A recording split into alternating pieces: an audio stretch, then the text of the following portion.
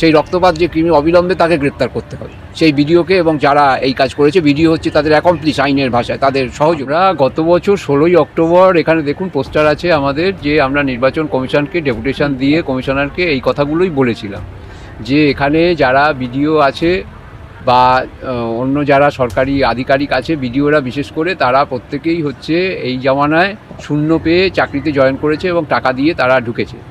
তো সুতরাং তাদের দুর্নীতি দিয়েই তাদের জন্ম চাকরিতে ঢোকা, সুতরাং তারা এই সরকারের দুর্নীতিতে সম্পূর্ণভাবে এবং ভোটে জেতানোর জন্য চেষ্টা করছে। আর তার সঙ্গে যুক্ত হয়েছে ওই শাসক দলের যে পরামর্শদাতা সংস্থা আইপ্যাক, যাকে বাঁচাতে রাজ্যের মুখ্যমন্ত্রী ডাকাতি করতে গেছিল, যে মামলা সুপ্রিম কোর্টে চলছে এবং সুপ্রিম কোর্টও বলেছে যে একজন মুখ্যমন্ত্রী যদি এই কাজ করে তা অন্য রাজ্যে কী করে হবে, আর আপনারা কেন্দ্রে ক্ষমতায় থাকলে রাজ্যে যদি মুখ্যমন্ত্রী এরকম করে আপনারা এসব প্রশ্ন করেছে, জবাব দিতে পারেন।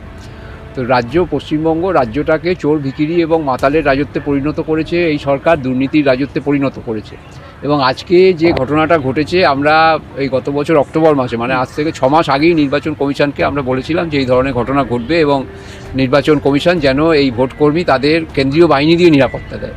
কিছু সেটা ব্যবস্থা করেনি। আজকে সৈকত চ্যাটার্জি তিনি যখন চ্যালেঞ্জ করেছে যে যারা ওখানে ওই ভোটের ট্রেনিংয়ের সময়, ওটা তো নির্বাচন কমিশনের করার কথা, সেখানে রাজ্য সরকারের ছবি কিসের, উন্নয়নের ছবি কিসের জন্য দেখাবে, এই প্রশ্ন করার জন্যে তাকে তখন ওই যারা বলছে যে তারা নাকি ওখানকার বিডিও অফিসের কর্মচারী, আদৌ তারা কর্মচারী নয়, তারা আসলে সম্ভবত আইপ্যাকের লোক বা তারা কন্ট্রাকচুয়াল।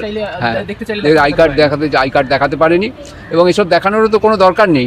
যে রাজ্যে এরকম দাবাং বিডিও, প্রশান্ত বর্মনের মতো দাবাং বিডিও শূন্য পেয়ে চাকরি পেয়েছিল এবং খুন করেছে, খুনি বিডিও যেরকম, তো একটা ভাতের হাঁড়ির একটা ভাত টিপলেই ভাতের বোঝা যায় সেদ্ধ হয়েছে কিনা, ওইরকম একটা প্রশান্ত বর্মনের ভাত টিপেই বোঝা যায় যে আসলে অন্য ভিডিওগুলো কতখানি তারা দুর্নীতিগ্রস্ত এবং এই ধরনের গুন্ডাদের তারা লালন পালন করছে এই জমানায়।